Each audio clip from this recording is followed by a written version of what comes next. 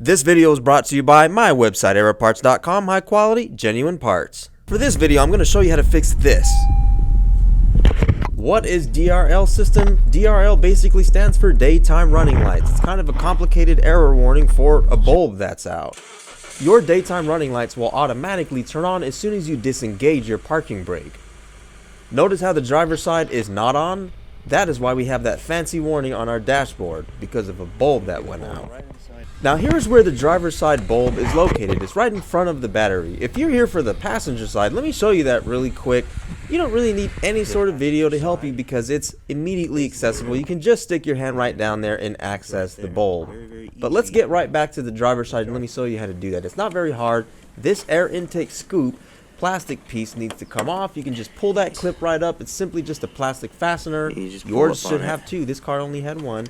You lift that tab up and you can get that out of the way so you have a little bit more room to stick your hand down there and remove that bulb.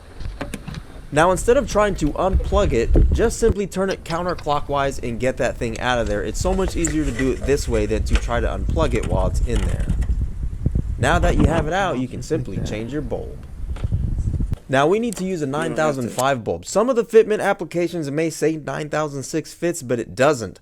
Here's why. Take a look at this right here. That's a 9005 bulb to the left side and the harness connector to the right. Here's a 9006 bulb. That will prevent you from plugging it in. So get yourself a 9005 bulb. That's what you need for this model year. And you can go ahead and turn it clockwise to lock that into place and you're done.